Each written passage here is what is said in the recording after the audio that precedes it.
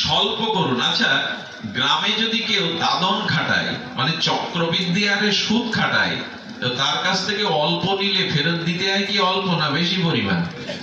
চক্রবৃদ্ধি আকারে সুদ হয়, নিয়েছি অল্প, দেওয়ার সময় দিতে হয় বেশি। গোবিন্দ বললেন এই মাস 1 দিন 2 দিন 5 দিনও যে এই ব্রত পালন করবে, তার অল্প পরিমাণে এই ভক্তি চর্চার কারণে আমি বহু পরিমাণ সুদে আসলে তাকে প্রেম ভক্তি দিয়ে দেবো, তাকে বহু পরিমাণ দিয়ে দেবো।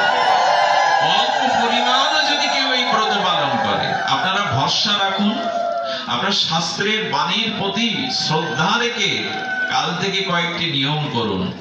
সেই নিয়মটি বললেন স্বল্প পরিমাণে পালন করলেও ফল পাবেন। এটি আপনাদের পক্ষে সম্ভব।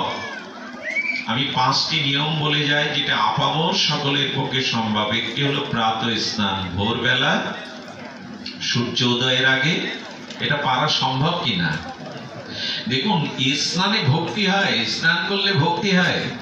গোবিন্দ বলেছেন এই মাসে প্রভাতে স্নান করলেই আমি তার বশ হয়ে যায়, তার কাছে বাধা পড়ে যায়। কেন জানো? মানুষ ভোরবেলায় স্নান করে অনেক কারণে। হয়তো ঘুম হচ্ছে না, খুব গরম পড়েছে, মনে করে একটু ঠান্ডা জল দিয়ে স্নান করে সে ঘুমালে আবার। আচ্ছা, কেউ দেহ সুখের জন্য, শরীরের সুখের জন্য কেউ যদি ভোরে স্নান করে, সেটা কি ভক্তি হবে? কিন্তু গোবিন্দের প্রীতির জন্য, দামোদরের প্রীতির জন্য যদি এ মাসে কেউ ভোরে স্নান করে, তার ভক্তি হয়ে যাবে। স্নান করবেন কিসের জন্য? যাতে রাধা দামোদর প্রীত হন, ভগবান যাতে সন্তুষ্ট, এই ভেবে। ভক্তি এমন একটা জিনিস, বাজার করাও ভক্তি। আপনি যখন ছেলে মেয়ে আত্মীয় স্বজনের জন্য ব্যাগ নিয়ে বাজার করতে যান, এটা ভক্তি না। কিন্তু আজ বাড়িতে গুরু সেবা হবে, বৈষ্ণব সেবা হবে, এই ভেবে প্রফুল্ল মনে যদি বাজারে বাজার করতে যান, শাকলতা বতা বাজার করাটাও ভক্তি। মানে ভগবানের প্রীতির জন্য, ভগবানের সন্তুষ্টর জন্য আপনি যে কর্মই করুন, সেই কর্মের নামই হলো ভক্তি। আর নিজের সুখের জন্য যা আপনি করবেন, দেহ সুখের জন্য, সংসার সুখের জন্য, সেটা হবে কামনা। কি অদ্ভুত জিনিস দেখুন। আমি প্রায় বলি, পাঠে শুনবেন, একটি গোলাপের বাগানে, মানে ফুলের বাগানে, গোলাপের বাগানে দুটো যুবক প্রবেশ করেছে। একই বৃন্তে, একই ডালে দুটো গোলাপ ফুল ফুটেছে। আর সেই গোলাপ ফুলটা একটা যুবক তুলে তার স্ত্রীর খোপায় গুজে দিয়ে বলল, দেখো তো কেমন মানিয়েছে তোমায়। আর ওই একই বাগান থেকে, একই বৃন্ত থেকে আরেকটি ফুল একজন যুবক তুলে পাপড়িগুলো ছাড়িয়ে অগরু চন্দন চর্চিত করে রাধারানীর চরণে দিয়ে দিল।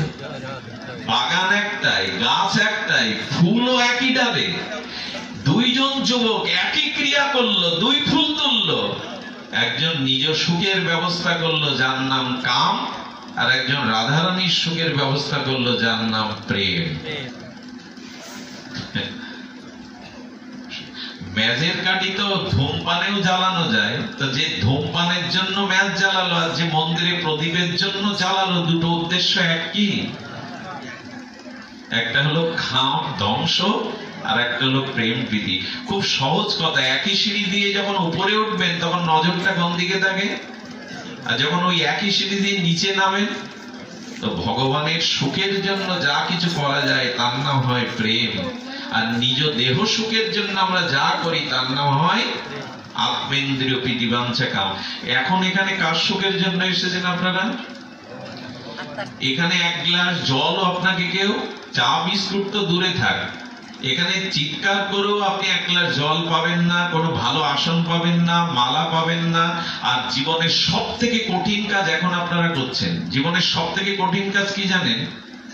অন্যের কথা ঘন্টার পর ঘন্টা নিজে কথা না বলে শোনা। পৃথিবীতে এর থেকে কঠিন কাজ আর নাই। একজন 1 ঘন্টা আপনার সামনে কথা বলছে আর আপনি নীরবে বসে তা শুনছেন। ভাগবত আসর ব্যতীত এটা অন্য কোথাও আপনি পারবেন না, জীবনেও পারবেন না। পৃথিবীর সব থেকে কঠিন কাজ একজনের কথা বসে বসে নিজে উত্তম না দিয়ে শ্রবণ করা। এত কষ্ট স্বীকার করছেন কার জন্য? ভগবান বললেন, যারা সবকিছু ত্যাগ করে ভাগবত আসরে এসে মহৎ মুখনির্গলিত হরিকথা শ্রবণ করে, পৃথিবীতে এর থেকে আনন্দ আমি অন্য কোথাও পাই না, সব থেকে আনন্দ পাই আমি। এবার যারা আমার কথা শুনতে আসে ওই দিনই আমি তার হৃদয়ে গিয়ে তার সাথে বন্ধুত্ব করে নেই। আজকে প্রত্যেকের বন্ধু হচ্ছেন গোবিন্দ। আরে বাবা, গোবিন্দ কি বলেছেন জানেন? গোবিন্দ বলেছেন যে যারা আমার কথা শুনতে আসে, গোবিন্দ বলছেন আমি তাদের বন্ধু হয়ে যাই।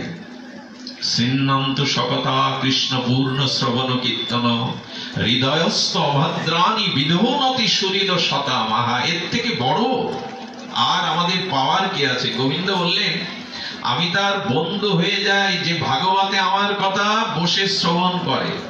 কেন বন্ধু হও? গোবিন্দ বলছেন ও তো কথা শুনতে যায়নি, ও আমাকে হৃদয়ে নিতে গেছে। কারণ হরি আর হরি কথার মধ্যে কোনো ভেদ, কৃষ্ণ কথা এবং কৃষ্ণের মধ্যে কোনো ভেদ নাই। তো আপনাদের কান দিয়ে এখন ঢুকছে কে? কৃষ্ণ কথাই যদি কৃষ্ণ হয়, যদি না কৃষ্ণ কথাই কৃষ্ণ, বরঞ্চ আপনাদের বলবো খুব সাহস করে, তীর্থ পর্যটন করে, দান ধ্যান করে, আর আপনি পূর্ণ যাগযজ্ঞ করেও ভগবানকে হৃদয়ে বসাতে পারবেন না যতদিন সাধু সঙ্গে হরিকথা আপনার কান দিয়ে ভেতরে না যাবে, ততদিন ভগবান আপনার হৃদয়ে বসবেন। ভগবান বললেন তোমার কর্ণ দিয়ে আমার কথা যাচ্ছে না, আমি কথারূপী লীলারূপী হৃদয়ে যাচ্ছি। বলে যাচ্ছ কেন ভগবান? এতদিন কান দিয়ে যাওনি কেন হৃদয়ে? আহা কি উত্তর দিলেন! বলে দেখো, তোমরা ঘর বাড়ি সুখ স্বাচ্ছন্দ্য আরামায়েশ ছেড়ে আমার কথা শুনতে এসছো। গোবিন্দ বললেন যার সাথে যার প্রীতি আছে, অনুরাগ আছে, ভালোবাসা আছে, তার কথাই মানুষ দাঁড়িয়ে বা বসে শোনে। আচ্ছা, কারোর সাথে যদি আপনার খুব রাগারাগি থাকে, বিরাগ ভাজন থাকে, সে কথা বললে ওখানে বসে শুনবেন আপনি? বরঞ্চ যে ওখানে অবস্থান করবে আপনি অন্য পাশ দিয়ে চলে যাবেন। গোবিন্দ বললেন আমাকে ভালোবাসো বলেই আমার কথা শুনতে এসছো তোমরা, তা আমাকে ভালোবেসে আমার কথা শুনতে এসছে, এবার আমার দেওয়ার পালা। আমিও আমাকে যে ভালোবাসা দিয়েছো, আমিও তোমার কর্ণ দিয়ে হৃদয়ে প্রবেশ করে তোমাকে আজ থেকে বন্ধু করে নিলাম। আমি শরীর সাতাম। আচ্ছা, বন্ধু করে নিলে আর কি করলে বলো? বন্ধু বন্ধুর বাড়ি খালি হাতে যায় না। বন্ধু যখন বন্ধুর বাড়ি, শরীর যখন শরীরের বাড়ি আসে, বন্ধু কি করে জানেন? বন্ধু গিয়ে যদি দেখে বন্ধুর খাটটা ঘরটা অগোছালো, ঝাড়ু দেয়নি, তো বন্ধু মনে করে বন্ধুর ঘর তো আমারও ঘর, তাই বন্ধু কি করে? বিছানাটা গোছায়, ঘরটা ঝাড়ু দেয়। গোবিন্দ বললেন আমি কর্ণ দিয়ে তোমার হৃদয়ে প্রবেশ করে দেখি আমার বসবার জায়গা তুমি ভালো করনি, কারণ তোমার হৃদয়ে অনন্ত কামনা বাসনা আছে। গোবিন্দ তখন বললেন আমি যেহেতু বন্ধু করে নিয়েছি, তাই তোমার হৃদয়ের আবর্জনা আমি ঝাড়ু দিয়ে পরিষ্কার করে ওখানে বসবো। আমি ঝাড়ু দিতে শুরু করেছি। কৃষ্ণ কথা কানে গেল মানে কৃষ্ণ আপনার হৃদয়টা ধুয়ে মুছে দেবেন। বিধুনতি শব্দ এসেছে এখানে। এখন এই মুহূর্তে আপনার মনে